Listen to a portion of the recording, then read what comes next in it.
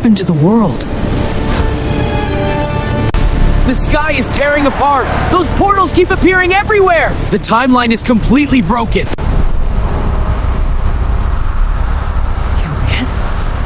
Then how do we stop it? All of this started with the first time door. I knew this was late. That portal, it's huge.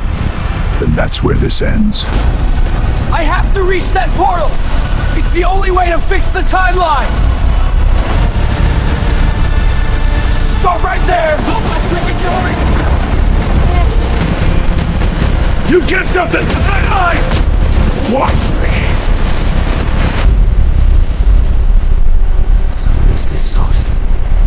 The timeline resets. This machine can't be destroyed. It has to be shut down from inside.